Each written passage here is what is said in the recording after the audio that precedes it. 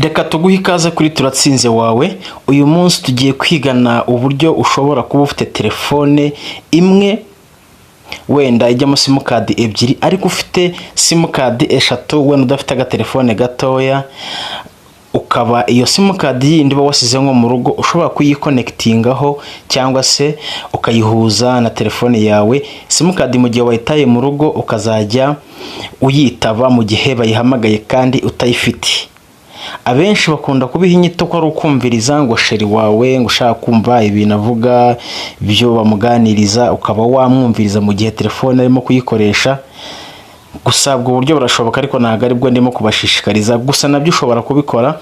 Dore uburyo ushobora kubikora rero ni ubu ngubu, nkurikira biraza kurangira ubimenye muri iyi video. Si ibyo gusa, turaza kureba uburyo ki ushobora kuba ufite umukozi ariko wenda utizera gahunda ze, ushaka kureba nimba kugambanira cyangwa se nimba atica akazi, wenda akaba ari kuri telefone cyawe ushaka kumva n'ibintu avuga mbega muri rusange, ukaba nawe wahuza nimero ye n'iyawe ntabimenye, ukajya umwumva, tubyita kumwumviriza. Cyangwa se ukaba ushaka kwihuriza na simukadi yawe. Nicyo kintu cya mbere tugiye kurebaho cyane. Turareba buryo ki ushobora kubikora ukoresha telefone yawe atari ibintu bisaba setting zirenze. Turakoresha amakode, ndakwereka kode z'uburyo, kode enye ushobora kubishyiramo n'uburyo ki ushobora kubikuramo. Ndaza kukwereka nyuma yuko video ijya kurangira, ndaza kukwereka n'uburyo ki ushobora kubihagarika burundu, n'uburyo ushobora kureba umuntu waba ukumviriza. Hanyuma ushobora kumviriza numenye ko kumviriza, ndaza kubikwereka kuri iyi nshuro. Wowe icyo usabwa ni gukora subscribe kuri turatsinze wawe. Ubu turatangiye urugendo, zanywereka utuntu tw'ubwenge umunsi ku munsi. Okay, let's get started. Aha, tugiye kureba ese ni gute ushobora kubikora. Noneho ubu ngubu akazi twagatangiye. Uraza aha ngaho wandikira nimero zawe, hanyuma ukande kode, rwose biraba bikorohereye cyane. Urakanda akanyenyeri 002 akanyenyeri nimero ushaka kuzajya wumva cyangwa se nimero ushaka kuzajya ufata mu gihe iyo simukadi utayifite, cyangwa se sheri wawe cyangwa se umukozi wawe ushaka kujya wumva ibyo avuga. Reka twivugire ku kintu cyumvikana byo kumviriza n'impamvu yabyo. Gusa bishaka nabyo birashoboka. Ushobora kuba ufite simukadi yawe wayisize mu rugo, ukavuga ati rero uyu munsi nayisize, reka nyihuze nayo nze kumva umuntu uri bumamagare nze kumufata. Dore uburyo ki ushobora kubikora kandi simukadi utayifite. Na akanyenyeri 002 ugashyiraho iyo nimero ushaka kuza kwihuza nayo. Urugero ka dukoreshe nk'iyi ngiyi.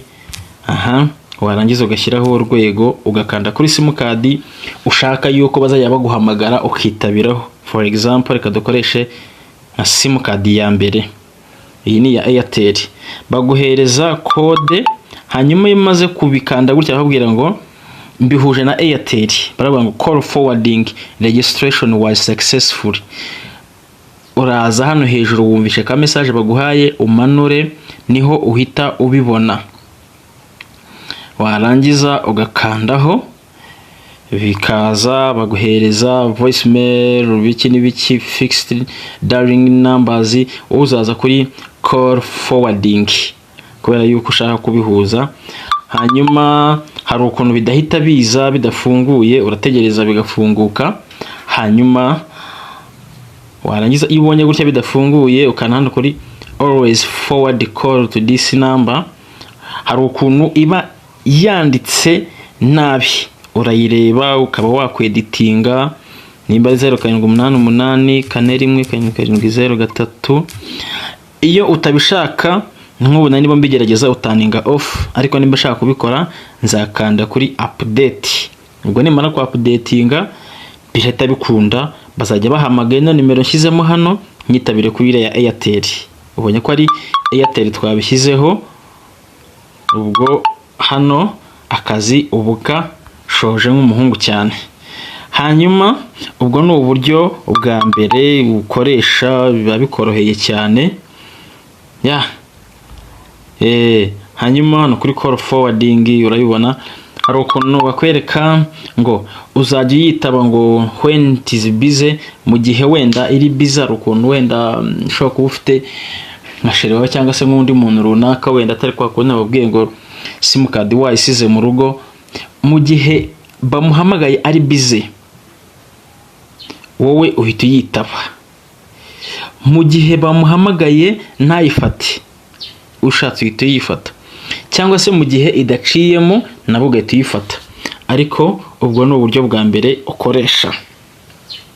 Hanyuma turareba, ndaje mbereke noneho izindi kode eshatu zindi zisigaye. Iyo ni kode ya mbere y'akanyenyeri 002, munkurikire neza, akanyenyeri 002 akanyenyeri ugashyiraho ya namba.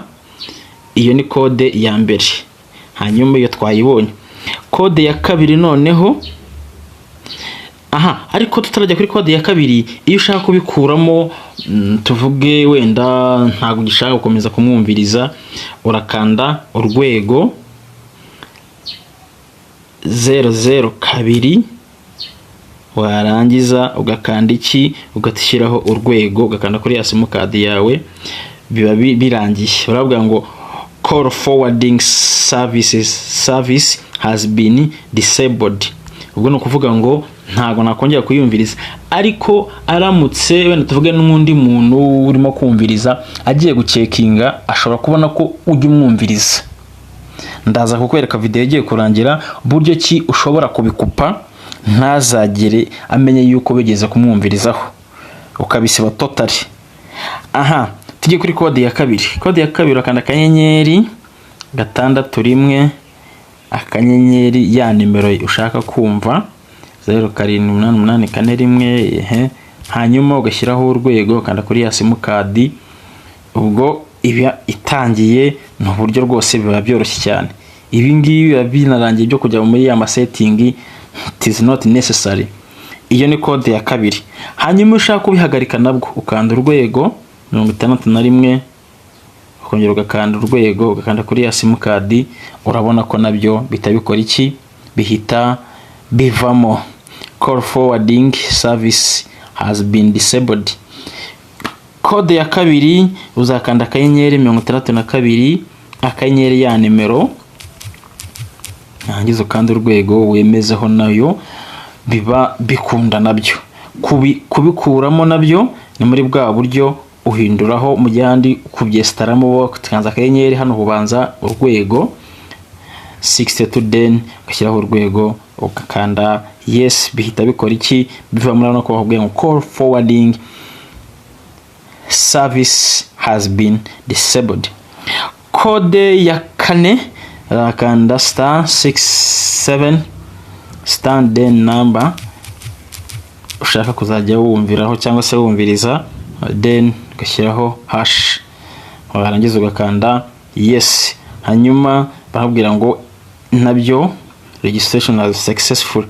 And then kubikuramo nako ni kwa kundi kwa bwa buryo nakomeje kubereka haruguru, urwego 62 67 naringa tukanyuma, hanyuma ugatukanda yes, bikora iki nabwo bivamo call forwarding service has been disabled. Ubwo ni uburyo bwa kane. Hanyuma rero nimba urimo kugenda ubona uburyo burimo kugenda bukora, uraza ku nusoza iyi video uraza kugenda ubikorere ko bikora, hanyuma nugaruka unyanke muri comment ngo birakora. Iryo jambo reba rihagije, binera imbaraga cyane. Gusa ariko nanone icyitonderwa, hari ukuntu ushobora kubikora, hari amatelefone menshi tugiye tubikoreraho bikanga, biterwa na telefone iyo ariyo. Hari telefone bitewe n'iyo ariyo, haba ama Android haba ama iPhone, hari ukuntu byanga bitewe na telefone, bitewe na n'ubwoko bwa telefone. Ariko video ikurikira nibyanga nzakwereka uburyo bikora. Gusa ariko gerageza, ndabiza ama telefone menshi birakunda cyane.